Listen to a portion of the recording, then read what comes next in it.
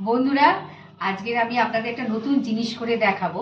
কারণ আমি তো প্রতিদিনই রান্না করি এবং সার্ভ করার সময় আপনাদের দেখাই, কিন্তু আজকে আমি সেটা করব না। আজকে আমি যে জিনিসটা রান্না করব পুরো দেখাবো। আপনারা মন দিয়ে দেখবেন, কারণ এখানে হচ্ছে খুব সাধারণ উপকরণ থাকবে এবং হাতের সামনে যা উপকরণ থাকবে তাই দিয়ে হয়ে যাবে। এটা রাত্রিবেলায় আপনারা যখন খাবেন তখন দেখবেন এটা খুব লাইট খাবার, এতে কোনো অসুবিধা কিচ্ছু হবে না। চিকেনের একটা রেসিপি করে আপনাদের দেখাচ্ছি। আমি তাহলে গ্যাসটা জ্বেলে নিয়ে এবারে আমি একটু তেল দিয়ে দেবো কড়ার মধ্যে। এই কড়ার মধ্যে তেল দিয়ে দিলাম। আলুগুলো ভেজে নেবো। এই চিকেনটার মধ্যে আমি একটু আলু দেবো, তাহলে খেতে খুব ভালো লাগবে। তেলটা গরম হয়ে গেছে, আমি এবারে আলুগুলোকে একটু ভেজে নেবো। আলুগুলো একটু ভেজে নিলে খেতে ভালো লাগে। এবার একটুখানি এই আলুর ওপরে আমি একটুখানি হলুদ দিয়ে দেবো, তাহলে কালারটাও আসবে।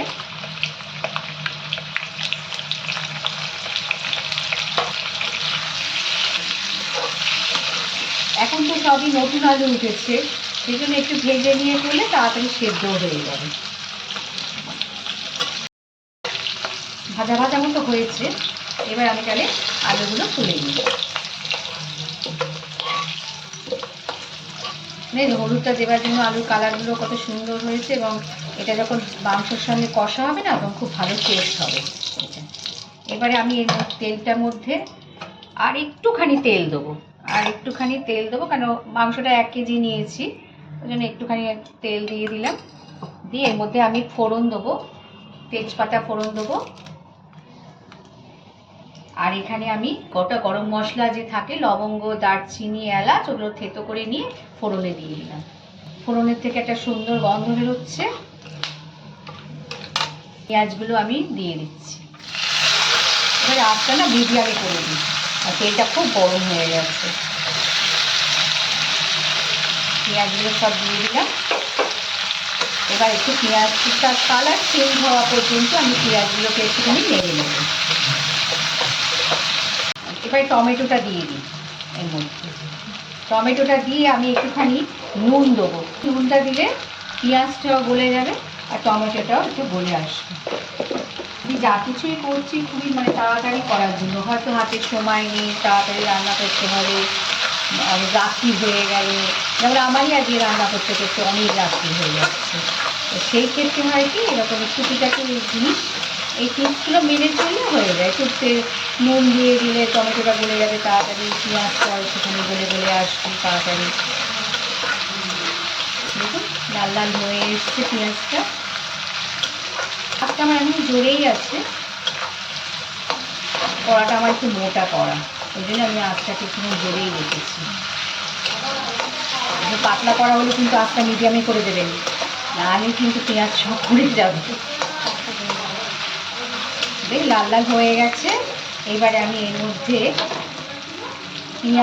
রসুন, কাঁচা লঙ্কা আর আদা, এখানে আমি ওই ইলেকট্রিকের যে চপার থাকে না, ওই চপারে করে নিয়েছি। কারণ আমি না বাটা দেওয়ার থেকে আমি এরকম দিতে বেশি ভালোবাসি। আমি একটু সবটাই দিয়ে দিলাম, এটা বেশি নেই, 4টে লঙ্কা আছে, আর ওই 10-12খানা রসুনের মতো আছে, আর এই 2 ইঞ্চির মতো আদা আছে। এই যে আপনারা না এইগুলো পেস্ট না দিয়ে যদি এরকম কুচি কুচি কুচি করে দেওয়া হয় না, তাহলে কিন্তু মাংসের টেস্ট খুব ভালো হয়। আমি এটা সম্পূর্ণ কাঁচা লঙ্কা দিয়ে করবো, বেশি রিচও করবো না, কাঁচা লঙ্কা দিয়ে করবো। এটা কিন্তু একটা সুন্দর গন্ধ বেরোচ্ছে, সুন্দর ভাজা ভাজা গন্ধ হয়ে গেছে। এবারে এর মধ্যে আমি কাশ্মীরি লঙ্কা গুঁড়ো একটু দেবো কালারের জন্য। কাশ্মীরি লঙ্কা গুঁড়োটা এই ছোটো চামচে 2 চামচ দিয়ে দিই, তাহলে কালারটাও ভালো আসবে। কিন্তু আর ঝাল হবে না, কেন আমি ওখানে কাঁচা লঙ্কা দিয়েছি। একটুখানি মিশিয়ে নিই কাশ্মীরি লঙ্কার গুঁড়োটা। এটা আমি শুধু দেবো হলুদ গুঁড়ো, এই হলুদ গুঁড়ো 1 চামচের মতো, ছোটো চামচের 1 চামচ হলুদ গুঁড়ো দিয়ে দেবো, আর ছোটো চামচের 1 চামচের মতো জিরে গুঁড়ো দিয়ে দেবো। আর একটু দিয়ে দিই, কারণ একটুখানি গ্রেভিও হবে, আবার একটু ঝোল ঝোলও হবে, তো একটু দিয়ে দিলাম। এবার কিন্তু আমি গ্যাসটা একটু কমিয়ে দিয়েছি। মশলাটার একটা ব্যালেন্সিংয়ের জন্য আমি একটুখানি এই নাম কাস্তে এইটুকু চিনি দিয়ে দিলাম। চিনিতে আবার কালারটাও ভালো আসবে। একটু জল দিয়ে দিই, কারণ তাহলে পেঁয়াজটা মশলাটা একটু মাখো মাখো হবে। সামান্য এই জলের মধ্যে নিয়ে নিলাম, যাতে পুড়ে না যায় মশলাটা, সেই জন্য একটুখানি নেড়ে নিলাম। এবারে আমি একটার মধ্যে দেখুন তেল ছেড়ে এসেছে, এই যে তেল ছেড়ে এসেছে। এবারে আমি এর মধ্যে চিকেনটা ধুয়ে আর জলটা ঝরিয়ে রেখেছিলাম সেগুলো দিয়ে দেবো। গ্যাসটাকে একটু কমিয়ে দিই, নাহলে আবার মশলাটা পুড়ে যাবে।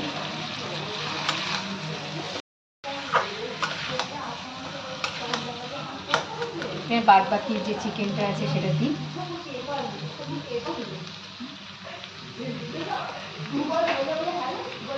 একসঙ্গে বেশি চিকেন দিলাম না, কারণ এখানে নাড়তে একটুখানি অসুবিধা হবে আমার, কড়াটা তো সেরকম বড়ও নয়, তো ওই জন্য দিয়ে পরে আবার যেটুকু বাকি ছিল সেটুকু দিয়ে ভালো করে আমি মশলার সঙ্গে মিশিয়ে নিচ্ছি। বেশ খানিকক্ষণ এটা আমি কষে নিই। আমি নুনটা এখন দেবো না, এই কারণে নুনটা দিলে জল বেরিয়ে যাবে। আগে আমি ভালো করে চিকেনটাকে কষে নিই মশলার সাথে। দেখলেন তো কত কম মশলাপাতি দিয়ে হয়ে যাচ্ছে। একবার আপনারা শুধু বাড়িতে তৈরি করুন, করে না কীরকম লাগে আমাকে শুধু কমেন্ট করে আপনারা জানাবেন।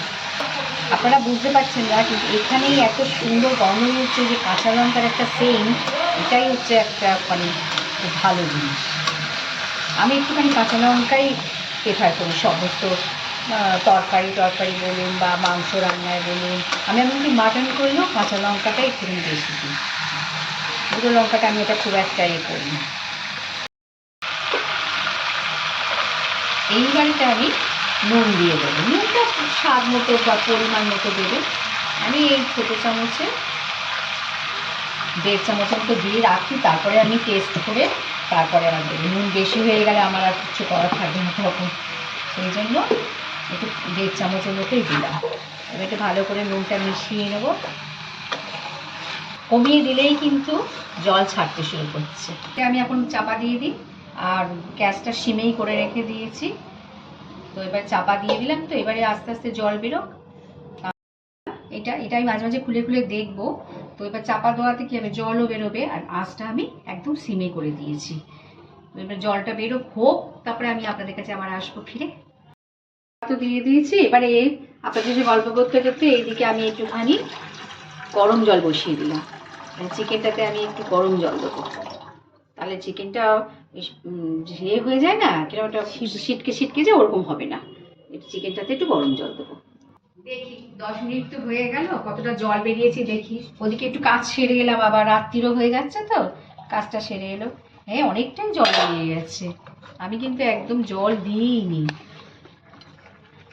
10 মিনিটের মধ্যে বাবা কত জল বেরিয়ে গেছে। এই আলুটা দিয়ে দিই, দিয়ে আর একটু ভালো করে নেড়ে দিই। এবার আমি একটু জল ঢেলে দেবো, গরম জল এর সঙ্গে মিশিয়ে দেবো। এবারে আঁচটা আমি মাঝারি রাখবো, দিয়ে একটু ফুটুক তাহলে। এটা 15 মিনিট পরে খুলেছি। একবার খুলে দেখে নিয়েছিলাম, তখন জলটা ছিল, কিন্তু মাংসটা একটু সেদ্ধ হয়নি। এখন নিলাম চিকেনটাও সেদ্ধ হয়ে গেছে, দেখুন আলুটাও সেদ্ধ হয়ে গেছে। আর আমি একটু ঝোল ঝোল রেখে দেবো, ঝোল ঝোল দিয়ে, কেন ভাত দিয়ে খাবে তো। তাহলে দেখলেন কত কম সময়ের মধ্যে এবং কত কম উপকরণ দিয়ে চিকেনটা রান্না হয়ে গেল। তাহলে এটা আপনারা তৈরি করবেন, দেখুন কেমন লাগে খেতে, তাহলে আমাকে কমেন্ট করে জানাবেন আপনারা।